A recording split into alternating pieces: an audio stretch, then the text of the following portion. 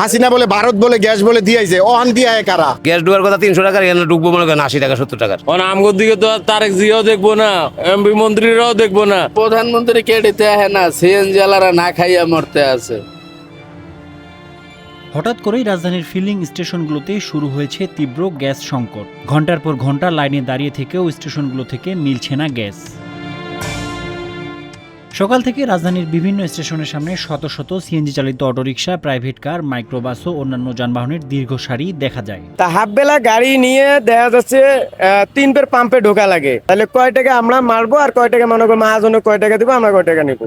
এটা কি কইতাম ভাই, এখন আমরা যারা গাড়ির মোটর লাইনে আছি তাদের বহুত কষ্ট, জেলখানার জন্য বেশি কষ্ট। কালকে আমি 2 বার লইছি প্রায় 1.5 ঘন্টা করে দাঁড়াইয়া। সামনে আরো মনে হয় 2 ঘন্টা 2.5 ঘন্টা লাগবো, বুঝলেন? এই অবস্থা হইলে কেমনে জমা উড়াইমু, কেমনে কি করবো কোন?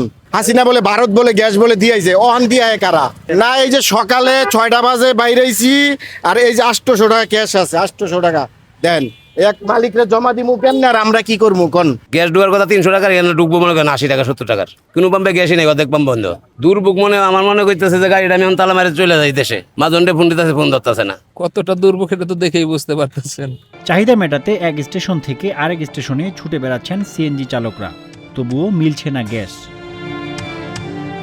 এই সংকটের ফলে দিনের অর্ধেক সময় কেটে যাচ্ছে লাইনে দাঁড়িয়ে থেকে, যার ফলে ভোগান্তিতে পড়েছে সিএনজি চালক ও সাধারণ চালকরা। 4 ঘন্টা এয়ারপোর্ট সিরিয়াল দিয়ে গ্যাস লইতে পারিনি। পরে গেছি গিয়ে টঙ্গি যে 2 ঘন্টা সিরিয়াল দিয়ে পরে 50 টাকার গ্যাস ঢুকছে, ওটা দিয়ে কোন রকম বাসায় আছে। এখন আমরা কি মারবো আর কি করবো, গরিব মানুষ। আমগোর দিকে তো আর তারেক জিয়াও দেখবো না, এমপি মন্ত্রীরাও দেখবো না। আমগো দুঃখে জীবন দুঃখ হয়ে যাইবো। 1 ঘন্টার উপরে তো দাঁড়াই রইলাম।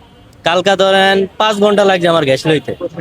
এটা কালকা শনি একটা দাঁড়াইছিলাম পাম্পে, 5 ঘন্টা দাঁড়ানোর পরে গ্যাস পাইয়া অ্যাক্টিভ মারছি, দিয়ে গ্যাস নেই। সরকারের কাছে এই একটা অনুরোধ যে ভাই আমার গ্যাসটা জানি করে দেয়। দাম যদি বাড়ে যায় এরা বাড়াও, এটা তোই না, কিন্তু আমরা যে গ্যাসটা যে পাই, আমরা রাস্তায় চলতে পারি, এটি একটা দাবি আমার। প্রধানমন্ত্রী কেডিতে আহে না, সিএনজি আলারা না খাইয়া মরতে আছে।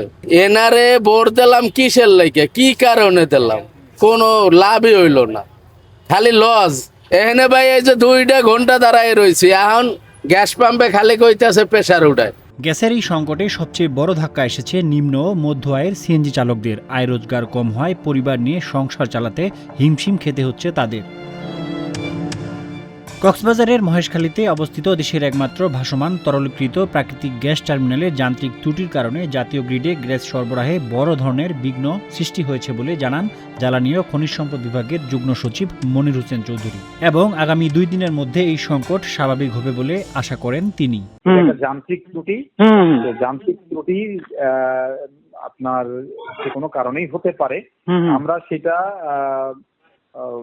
নিরসনের জন্য আমাদের কোম্পানি থেকে কাজ করা হচ্ছে। খুব দ্রুততম সময়ের মধ্যে আমরা মনে করছি যে এটা ইনশাল্লাহ ঠিক হয়ে যাবে এবং সবকিছু আবার স্বাভাবিক হয়ে যাবে। দ্রুত সময়টা কি কতদিন হতে পারে, এরকম কিছু আইডিয়া আছে?